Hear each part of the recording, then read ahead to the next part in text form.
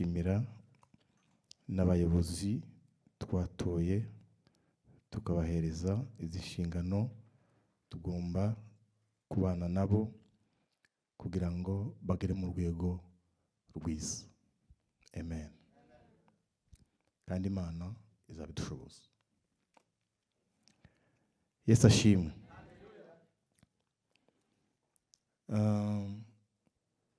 Umukecuru umwe twarabanaga muri Bijura bigeze kumubwira ngo yigishe mu kabiri k'abamama ngo mare gushika arababwira ati shimiye Imana.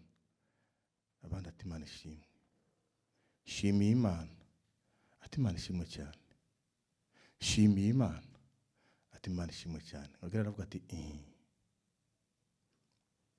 shimiye Imana. Ati Imana ishimwe. Birarangira. Ubutumwa bwiza nicyo gituma bitandukanye n'ibindi bintu byose. Uko hahanze abantu n'imvuzi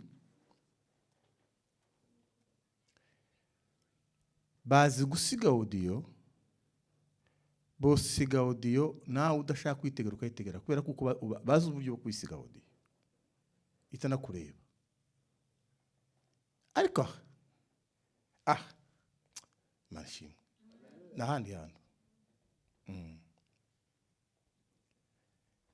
Dawudi uvuze ngo iyo tuje mu nzu y'Imana,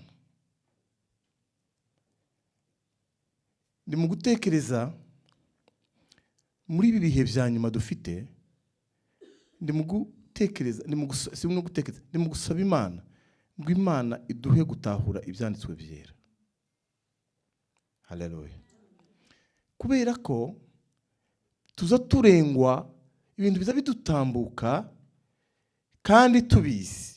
Icyo gitangaje turabizi mu kanwa, turabizi, tuzi kubivuga byose uko bimeze, tuzi kubitondekanya byose, turabizi uko bimeze, turabizi.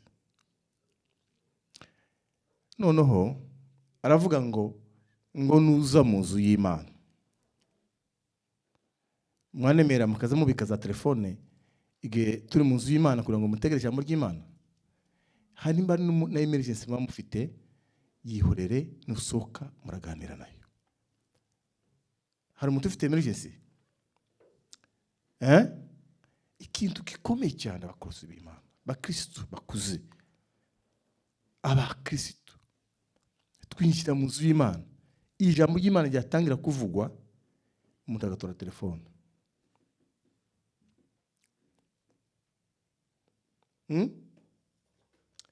Imana ibafashe. Yaravuze ngo nuzaza uza mu nzu y'Imana. Iri jambo ntiturizi twese. Nuzaza uza mu nzu y'Imana, uzurinda. Komana. Haleluya. Komana. Mana we uzodufashe gutahura ibintu utwigisha n'ibyo tubwira n'ibyo twihanangiriza gukora. Ngo nuza mu nzu y'Imana, apana inzu z'abantu, apana inzu z'abafrende bawe, apana inzu z'inshuti zawe, apana mu wawe, nuzozuza ugasohoka mu nzu yawe, umutima wawe ukakwemeza ko uje mu nzu ya Yesu Mungu mtakatifu, Baba mwenye nguvu, nguzurinde ikirenge cyawe. Bivuze iki? Bivuze iki? Kurinda ikirenge. Niki bivuze kukurinda ikirenge?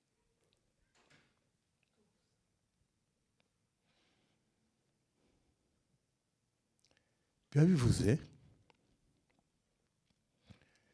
harya ukandagiye nahera. Imana ishimwe. Ubwiza ahantu hera. Ubwiza ahantu hera. Hano hareshejwe.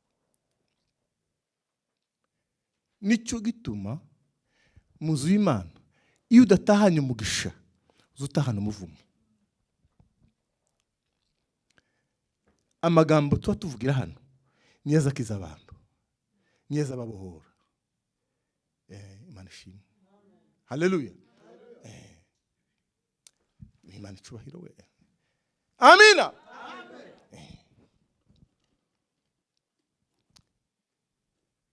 Cyumweru cyo hirya nari hano muri Wednesday night, mwarimu w'abana asoma ririya jambo rya kiriya kimuga cyabaga ku rusengero. Petero na Yohana baje gusenga, ngo bamare gushika izo nkuru sinzivuga, ngiye kubabwira ikintu cyafashije kandi ndibwiriza, ariko natashe nezerewe bacu. Ngo nawe batumbira Petero na Yohana, arabwa ati nje intuyaga hano ikiza na hano n'ugusabiriza ndikimuka ntakazingira. Haleluya. Singira akazi, nta bundi bufasha ngira, none ga mufashe. Petero Yohana baramubwira ngo twebwe ifeza ntituzifite, izahabu ntazo dufite, n'ibindi byose ntazo dufite, ariko dufite izina. Dufite izina, mufite izina, dufite izina. Baramubwira ngo mu izina rya Yesu haguruka arakira. Icyo si cyo nshaka kuvuga. Icyo nshaka kuvuga, abantu ngo babonye ibyabaye, wa muntu wakize wasabirizaga, Petero arahaguruka aravuga ngo aba bantu babonye ibi bintu dukoze barabitwitirira. Haleluya. Ariko abantu basobanukiwe na Mungu wetu mtakatifu, bakumva ko ibyo dukora si ibyacu, ibyo dukora ni biva ku Mana. Ibi mbaye mvuga biva ku Mwuka Wera wa Kristo, ntabwo biva kuri jewe. Arababwira ngo mwebwe mwabantu mwe muko tubwira ngo ko matekeza ngo twakoze ibi. Arababwira ngo ya Yesu twebwe twabikoze. Uwabikoze wakijije iki kimuga ni wa wundi Yesu. Yaje kuba nk'umupaseri w'ubu cyangwa umuvuga butumwa w'ubu ngubu cyangwa umuyumbe w'ubu ngubu uhagurutse icyo kimuga, nawe bari mu kumurengeza ku kagare, ntiyari gukoza amaguru hasi. Ariko ibyo dukora tubikora kuri Yesu. Nicyo gituma hano hantu nuhagera uzubika telefone zawe. Amen. Ubike telefone yawe, tikagucumuze, tigatuma utumva ijambo ry'Imana. Tugiye kuganira ijambo ry'Imana rivuga ngo kuva mu rwego ukagera mu rundi rwego, kuva mu rwego urimo ukazamuka ukaja mu rundi rwego. Tugize iminsi tuganira iki? Umutima urimo gushaka Imana, sibyo? Bana sifiwe. Twavuze umutima ushaka Imana, turabivuga simbisubiramo. Ibyumweru bibiri bishize, iki cyumweru ndashoje inyigisho nashaka kutuganira namwe. Tugiye gutegera abantu bavuga butumwa. Amina. Amina. Muranezerewe? Tuzamure ibiganza duheze Imana yacu icubahiro. Haleluya.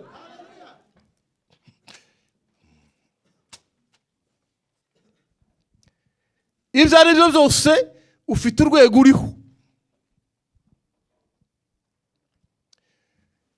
Ibyo ari byo byose hari ahantu ugeze, wakiriye Yesu umukiza wawe, urabatizwa, wemera kuba umukristo, wemera gusenga, wemera kuririmba, wemera kuvuga ubutumwa, wemera gukora imirimo mu nzu y'Imana. Mu yandi magambo, hariho urwego urimo, hari ahantu ugeze. Ariko ese uratekereza ko aho hantu ugeze unyuzwe n'aho hantu, cyangwa wifuza kuja mu rundi rwego? Mana shimwe we, Bana tukuzwe. Wifuza kuja mu rundi rwego. Muranyuzwe? Unyuzwe n'urwego ufite?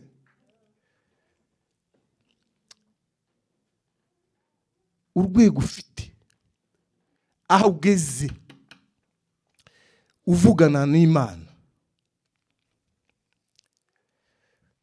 ndizera ko mwese mufite urwego murimo, kuko nta watakaza umwanya wiwe, nta watakaza umwanya wiwe kubusa gusa ngo uzuza mu nzu y'Imana ukore n'iyindi mirimo iri yuzu ukora udafite icyo ushaka mu buzima bwawe, udafite icyo ukeneye mu buzima bwawe. Hari icyo ukeneye mu buzima bwawe,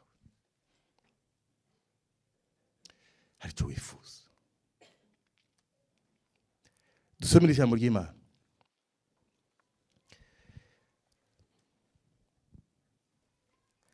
Turasoma ahantu henshi.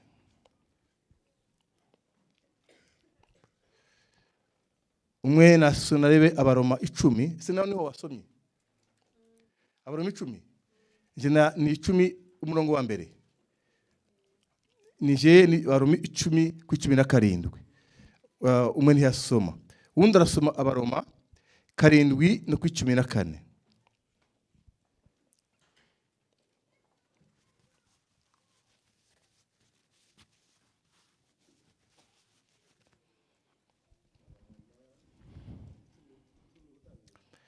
Ku 17.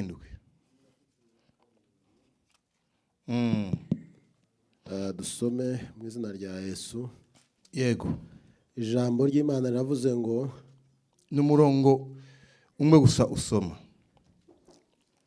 dore kwizera guheshwa no kumva. Kwizera guheshwa no kumva. No kumva kukazanwa n'ijambo rya Kristo. No kumva kuza kuzanwa n'ijambo rya Kristo. Wa undi wabonye Abaroma 7:14.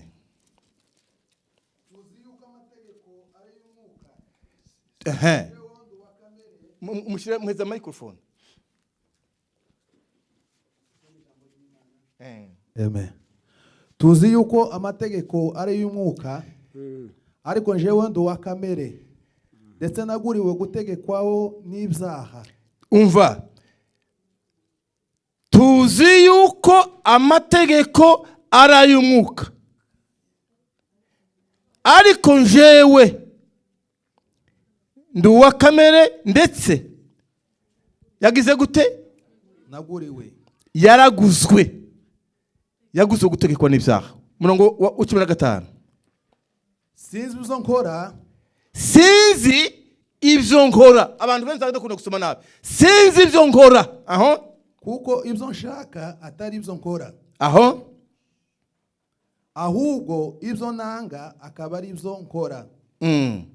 Ariko ubwo nkora ibyo ndashaka, nemera ko amategeko ari meza. Ariko ubwo nkora ibyo ndashaka, kandi nkaba nemera ko amategeko ari meza. 17. Nuko rero noneho sinjye uba kibikora, ahubwo n'icyaha kimbamo. Mwumvishe umurongo ukuntu usobanuye? Komeza.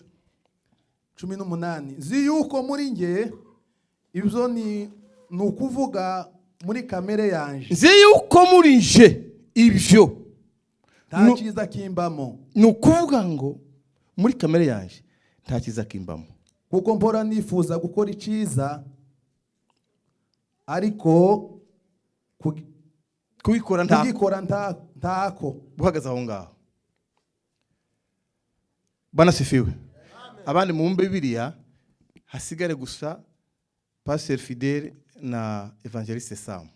Ari mu mfata za Bibiliya mubumbuye, na abandi mu bumbi. Tuguye kwiga ijambo rivuga ngo kuva mu rwego urimo ukaja mu rundi rwego. Ese ni gute umuntu yava mu rwego arimo akaja mu rundi rwego? Ni ijambo ryumvikana. Yesu ashimwe. Sinshaka kuvuga umuntu uri kuri telefone. Muyibike. Kandi mbivuze kabiri. Nusubira n'inkuso kukubona ndakuvuga. Ninde uri hariya? Bwana sifiwe. Kumva ijambo ry'Imana. tuvuze ngo tugiye kuganira iki? Urimo ugezemo ukaja mu rundi rwego. Dusomye ijambo ry'Imana. Hano Pawulo abwira Abaroma. Tugiye kureba inzitizi izituma abantu batava aho bari, banyuzwe naho bari.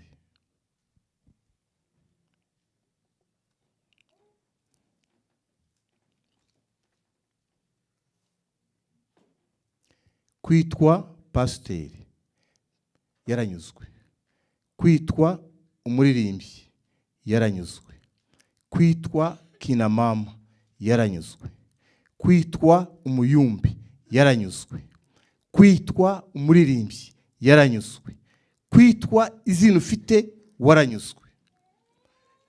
Va muri urwo rwego uje mu rundi rwego.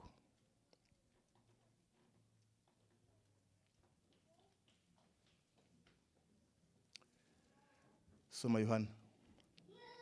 Mbona gusobanura rino jambo. Yohana 13:34. 34.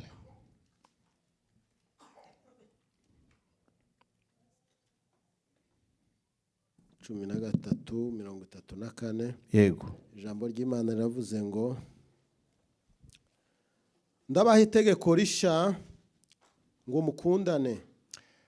Ndabahereza ni Yesu. Ntabwo ari intumwa wavuze rino jambo. Yesu yaravuze ngo ngiye kubahereza irindi tegeko rishya. Mugira gute? Mukundane. Hanyuma nk'uko nabakunze mube ariko namwe mukundana.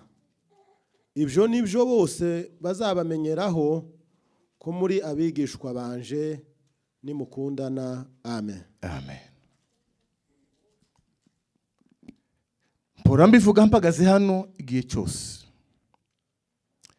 Ubutumwa bwiza buravugwa, ubutumwa bwiza buragutse, bufite teme nyinshi zazivugwa. Ariko bushize narimo mbabwira ubutumwa bwiza butaganira ibyiringiro no kugaruka kwa Yesu n'ubutumwa bw'igice n'inusu. Hariyo inkingi z'ubutumwa bwiza. Inzu ndiyo kuba kwidafite inkingi.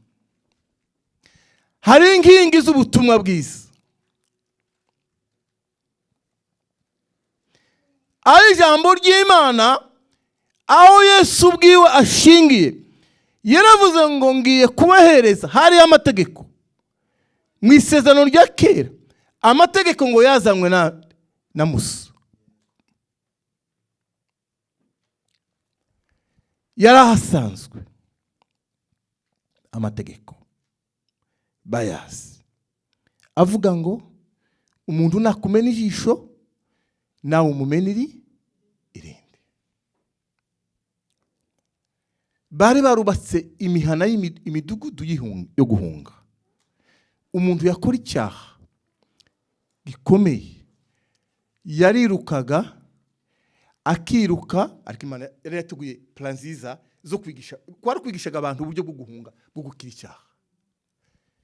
Umuntu yica umuntu yarirukaga bakamwirukana, bamufashe n'ukumwica nawe, ariko arabarushije amaguru akiruka akinjira muri uwo mudugudu yabaga kise.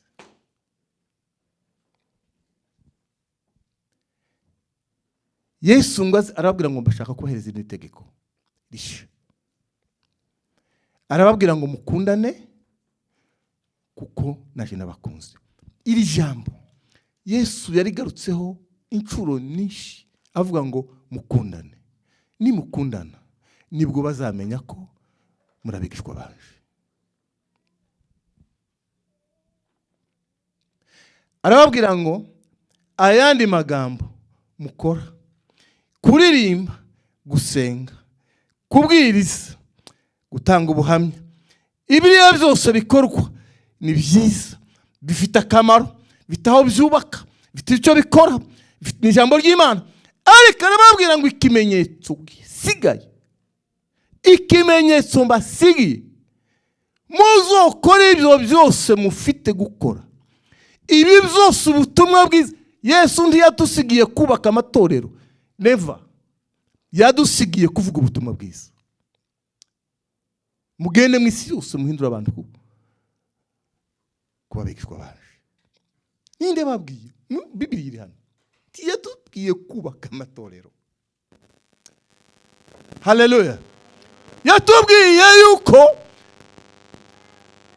tugomba kuvuga ubutumwa ku isi yose.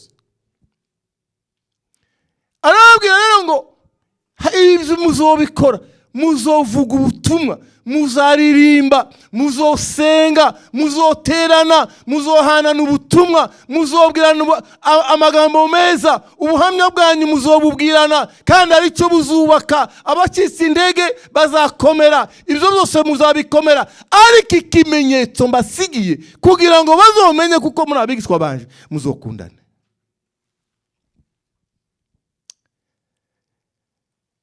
Abakristo hanonewe Kristo kanisa la leo.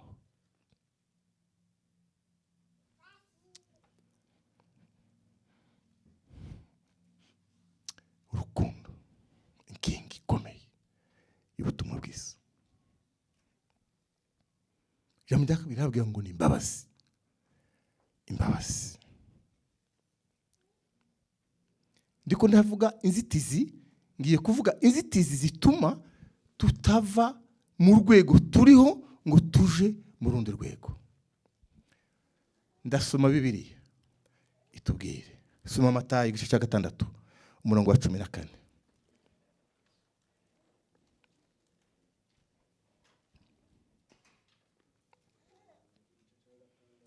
Umurongo wa 14 Matayo.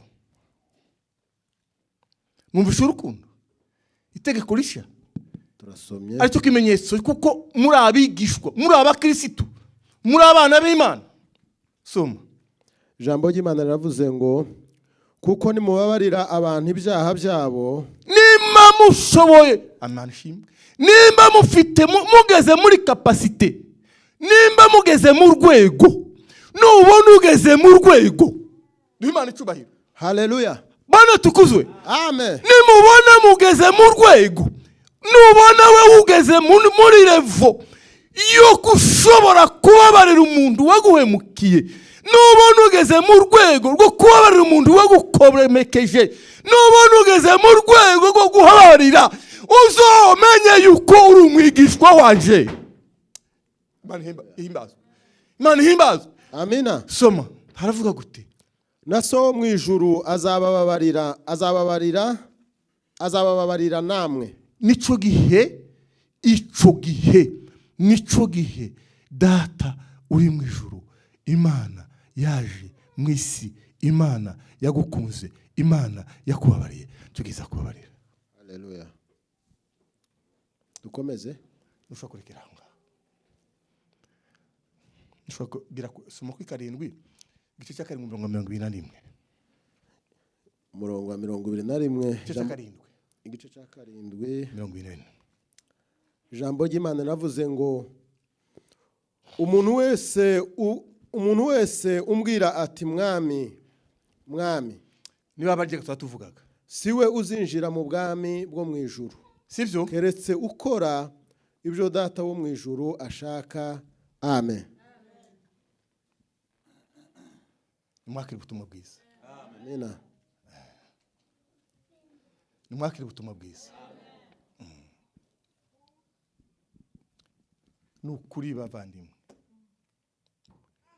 bene data bakundwa b'Imana,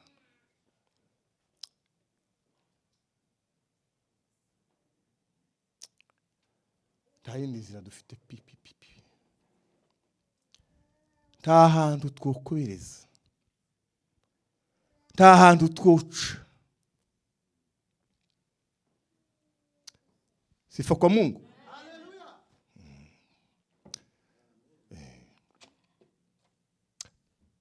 tahandi twunyura.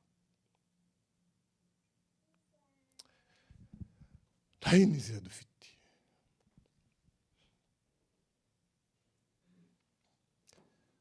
Nuko tugomba kurwana nabyo tukabyumva, tukabigira ibyacu.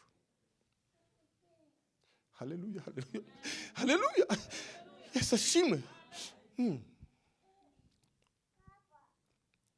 Umuririmbyi ararimbye ngo ntabwo ari inzira yoroshe. Haleluya, haleluya, haleluya, haleluya. Ntabwo ari inzira. Nukuri, nukuri. Sindi byoroshe. Gukurikira Yesu ntibyoroshe.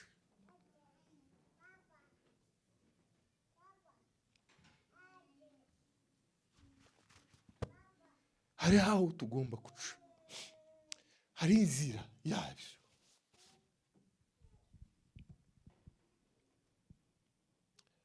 Hari inzira yabyo.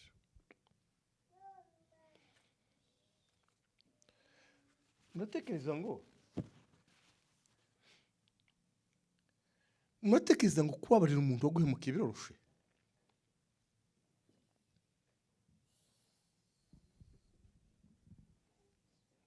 Haleluya. Murabitekereza ko byoroshe?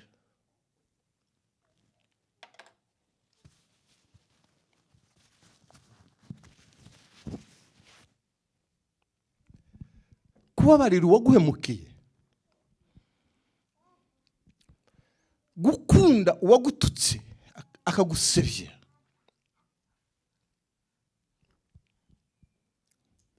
ukamukunda,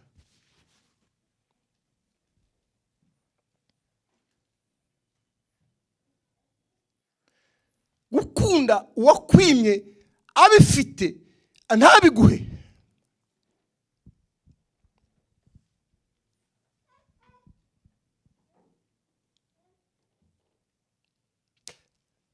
sinzira yoroshe. Sinzira yoroshe. Gukurikira Yesu sinzira yoroshe.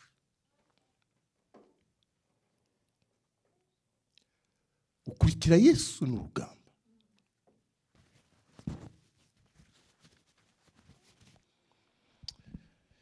Nasinze Imana ndabwira mu Mana, nta mpamvu yo kurira mu materaniro, kubyarananiye. Mwihangane. Abisenge.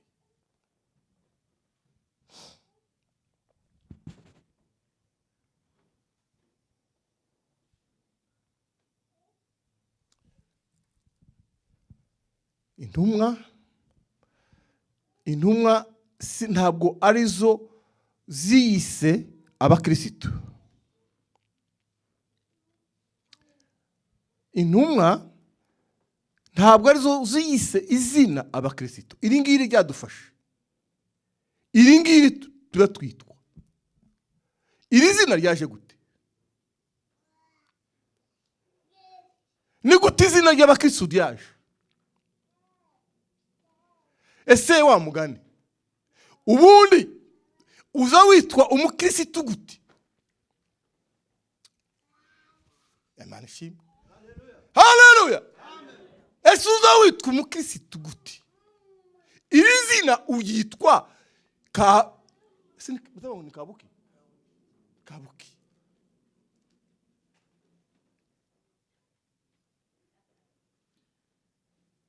No, ni gute nyine? Ni gute uza wemera kwitwa izina? Wari uri umukristo? Uri umukristo? Nimusubize. Muri abakristo? Yego. No, uri umukristo gute?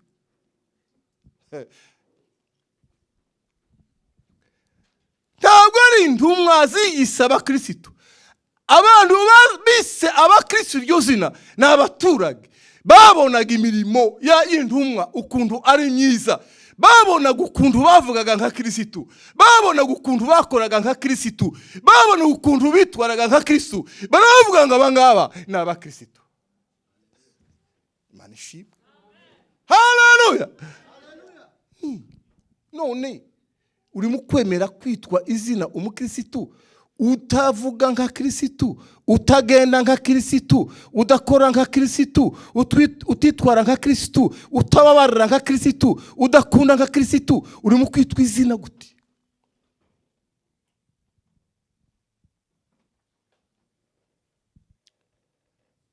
That's the point. That's the point. Tugomba kwibaza.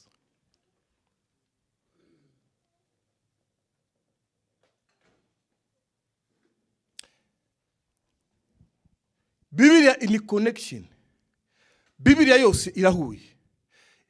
Mu mpamvu Pawulo yandikiye Abakorinto igice cya 3 turabwira ngo ni mwe nzandiko zacu. Haleluya. Ntabwo dukeneye kuko tubandika izindi zandiko ngo zibarata zibaranga abapotre bande ba bishop bande ba runaka baki bavuga ngo imirimo mukora nizo rwandiko. Ariko umwuka wera yavuganye nango. Ubarikiwe sana. Yuno umwuka irya jambo n'umwuka wera kubiye. Nibindi biracyavugwa. Kuko watanze password. Bana sifiwe. Haleluya. Kuko wakinguye iki? Umuryango. Ariko nukinga ntawuzokingura. Yego bazaza bakomange basakuze. Ariko umuryango uzobukinze. Bana sifiwe. Umuryango uzabukinze. Tugomba gukinga. Ikini gihe cyo gukinga imiryango yose tukayibroka. Bakagushaka bakakubura. Amajwi akaza bakakubura. Sifa kwa Mungu.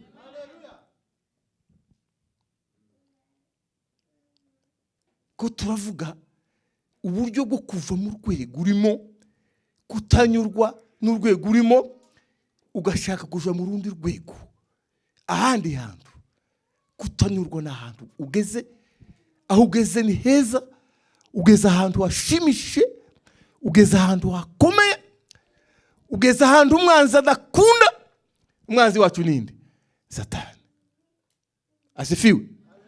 asifiwe usiga uhura n'umuntu ukamubwira ngo Imana iguhe umugisha aho kumubwira ngo aho kumuvuma. Haleluya. Usiga uhura n'umuntu ukamubwira ngo Imana iguhe umugisha. Urwego rwiza ugezemo. Umwana nkuri ukamubona nk'umwana wawe ukamubwira ngo mwana Imana iguha umugisha. Asifiwe. Urwego rwiza kabisa. Tumpa Bwana utukufu. Amen. Ugeze mu rwego wishimira abantu bose. Umuntu wese umubona ukamubona ko ari umuvandimwe. Doesn't matter. Nubwo bizogenda gute. Nta mpamvu yo kumwatura ibintu bibi. Mwatura ibintu byiza. Aho rero umwazi wawe ntashaka. Haleluya. Ugomba kuzamuka ukaja mu rundi rwego rwo hejuru. Inzitizi twabonye za mbere twabonye kuko ahantu tugomba gushingira izindi sinzitizi ahantu tugomba gushingira imizi yacu kugira ngo ikomere ni mu rukundo n'imbabazi z'Imana. Ni ukuvuga ngo imbuto z'umwuka kugira ngo zere kugira ngo were imbuto y'umwuka nuko urasirwa n'umuco w'ijambo ry'Imana kandi umuco w'ijambo ry'Imana niri kurasira ico gihe rero uzera imbuto umwuka wawe imbuto z'umwuka zizera nuko umaze kurasirwa umuco ari ryo jambo ry'Imana.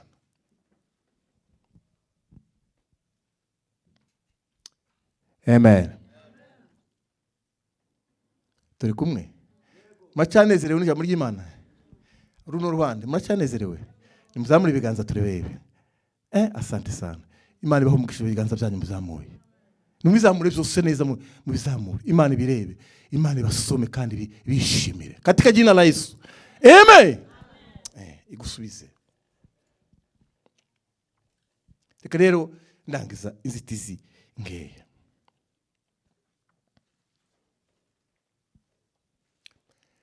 ibintu bituma utagera mu rwego ugeramo. Twasomye ijambo ry'Imana. Havuze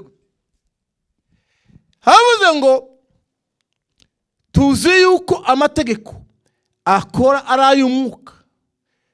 Turabizi.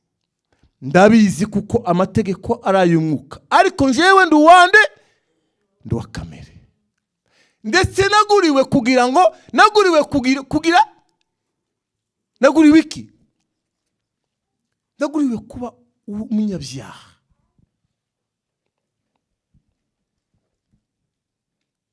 Amategeko ndayazi kuko ari ay'umwuka. Amategeko aranemeza kuvuga neza. Amategeko anemeza kudakora nabi. Ndabizi byose. Turabizi byose. Turabizi pe mu mutima wawe, urabizi neza. Urabizi kuko kugira neza ari byiza. Urabizi gukora neza. Urabisobanukiwe. Ariko kubera iki utabikora?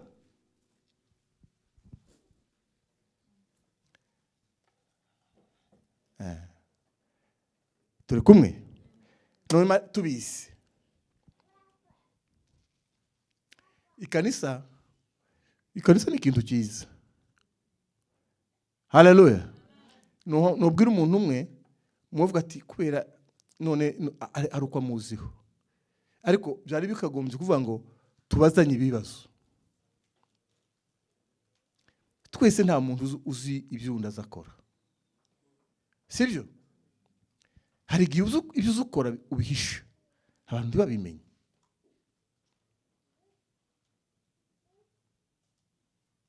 Sibyo? Hari ibyo uzukora abantu ntibabimenye. Abantu bazita ngo ute? Ukabinyegeza. Ariko nibo bazi kubivuga neza. Ukabinyegeza. Ukabishyira ahantu ntibigaragare. Ariko tuzi yuko amategeko n'ay'umwuka. Paulo yavuze ngo ariko njyeweho ndi uwa kamere. Hepfo twasomye ijambo ry'Imana. Yavuze ngo none ngo sizi ibintu ndimo gukora. Amen.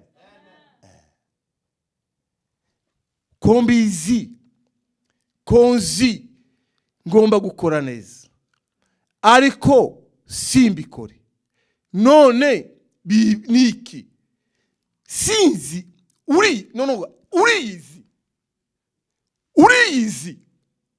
Sinzi impamvu. Sinzi ibyo ndimo gukora. Ibyo ndimo gukora ntibisobanutse. Ibyo ndimo gukora ntibyumvikana.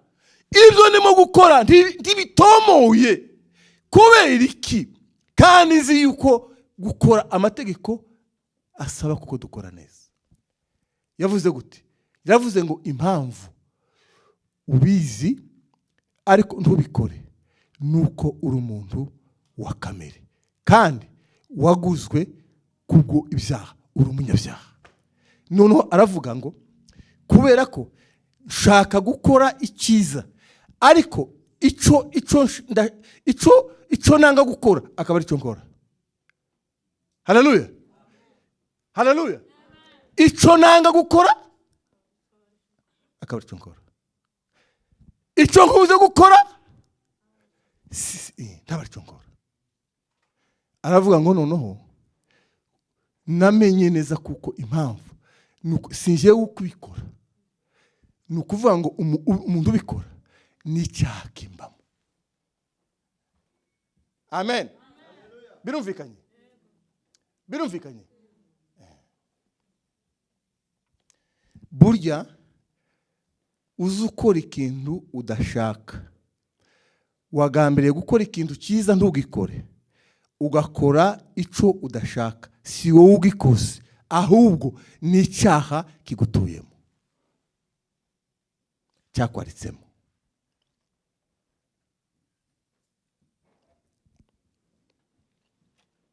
Nginzitizi rero. Umuntu w'inyama n'amaraso.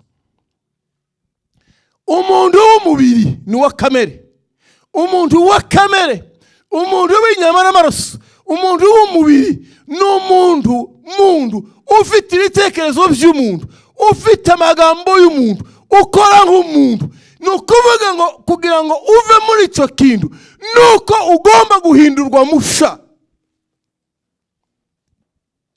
No guhinduka musha, ukahinduka musha. Katumve no jambo Abakorinto ba mbere 2:12 ugeze ku 14. Akatumva ko havuga 2:12. Reka dusome iri jambo Abakorinto ba mbere 2:12 twumve icyo ijambo ry'Imana rivuga.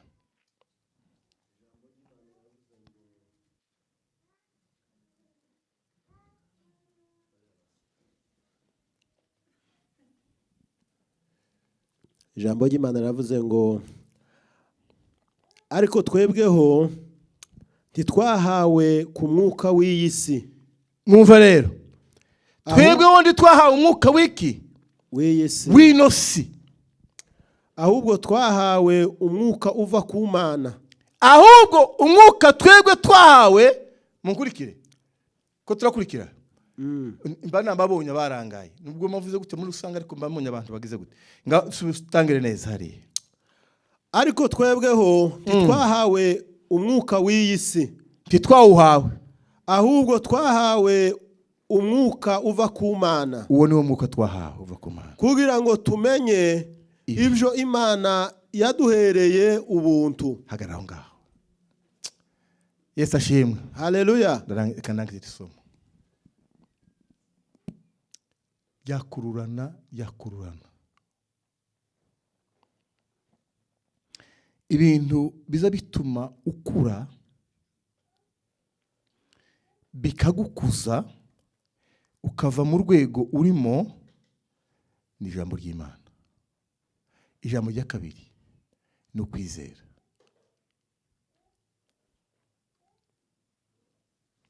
Kabanze vuga ku ijambo ry'Imana. Kabanze vuga kwizera. Ikintu kigukuza ukava mu rwego urimo ni ijambo ry'Imana byonyine. Ijambo ry'Imana. Ryarindi utagirira umwanya, nta mwanya urihereza, umwanya utari busy, uzuja kuri televiziyo cyangwa ugafata telefone yawe cyangwa kuri ibindi. Suko bimeze tubazanije hano mu minsi 6 ishize umuntu wasomye ijambo ry'Imana 34-45 tuvuga ngo ninde wasomye ijambo ry'Imana yamara gasenga hari gihe twumubura. Amen. Kandi nta yindi nzira twabona. Inzira imwe dufite ni ijambo ry'Imana gukura. Wovuga ngo jewe sinzi gusoma. Yego turabafite abantu batazi gusoma.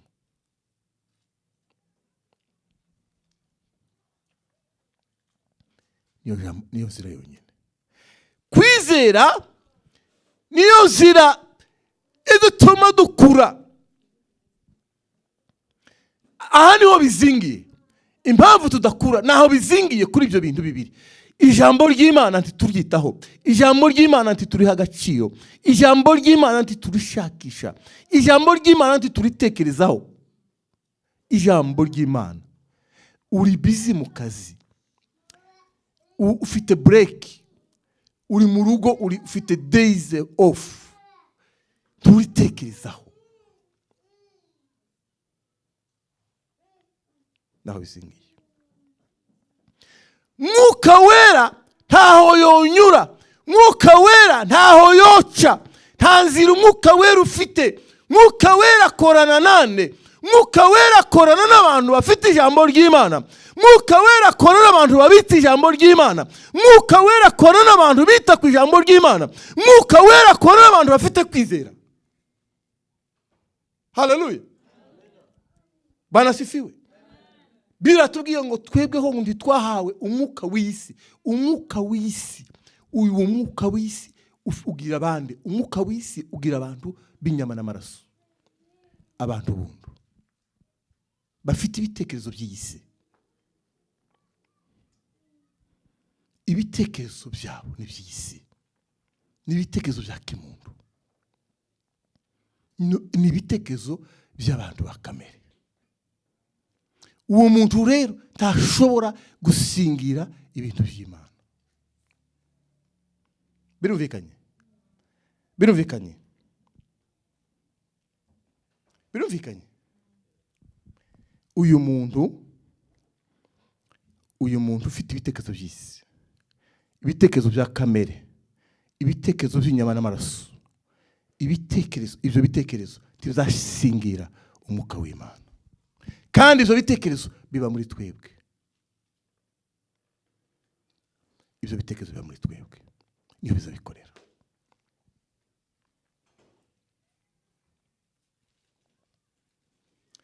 Ibi bitekerezo rero, uyu muntu wa kamere nibyo biza birwanya iki?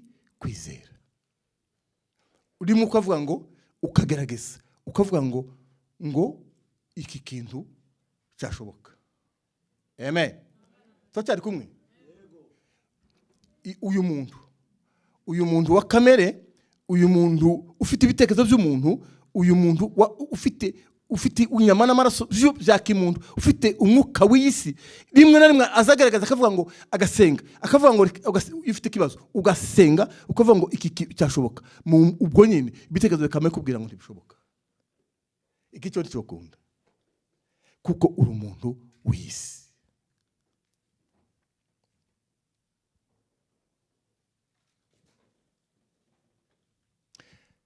Bibiliya yavuze gute? Yavuze ngo ariko ngo twebwe ngo twahawe umwuka uva ku Mana. Ni ukuvuga ngo umwuka w'Imana uzutekereza nka Kristo. Umwuka wa Kristo uzutekereza gute? Uzuvuga ngo byose birashoboka. Bibiliya itubwira ngo byose birashoboka, bishobokera Imana, bigashobokera n'abizeye. Uwo ni umwuka wa Kristo. Ibitekerezo bya Kristo biva ku ijambo ry'Imana, niho bishingiye. Niho dukura ibitekerezo byacu ku ijambo ry'Imana.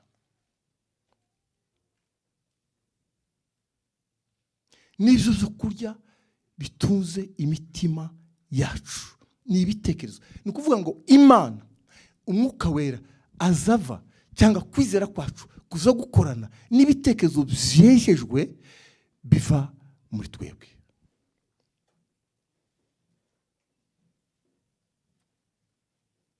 Karumvikanye? Haleluya. Umwuka akorera muri twebwe, akorera mu bitekerezo byejejwe biva ku ijambo ry'Imana. Byose bigashoboka. Ibidashobokera bizera, ariko kubizera byose bigashoboka.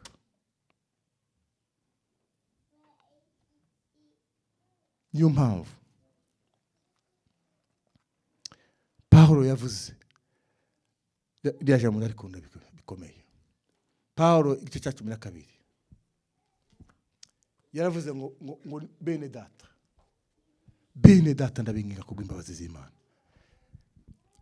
ngo mutange imibiri, kuko iyi ni imibiri y'isiga.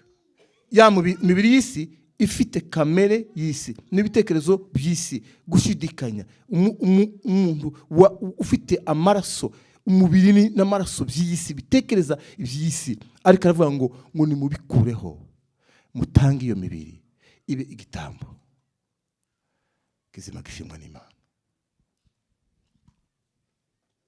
Gukura nta yindi nzira twocamo. Kuva mu rwego urimo ukaja mu rundi rwego ni ijambo ry'Imana, no kwizera ijambo ry'Imana, no kuva mu buryo bw'umuntu ukava mu bitekerezo by'abantu, ukava mu bitekerezo by'umuntu ugahinduka musha, ukaba musha. Ya ndirimbo tugiye kuzaturimba buri cyumweru ivuga ngo amaraso ya Yesu yakoze ibikomeye ngo mu isi y'abizera. Ni ukuvuga ngo mu isi y'abatizera amaraso ya Yesu ntacyo yakoze. Amaraso ya Yesu ni amaraso nk'ayandi. Ariko mu bantu batuye mu isi yo kwizera yakoze imirimo ikomeye cyane. Imana ibarinde, Imana ibahe. Muje mu isi y'umwuka, mu isi y'imbaraga, tuve mu bitekerezo by'abantu tujye mu bitekerezo by'Imana. Imana ibahe. Amen.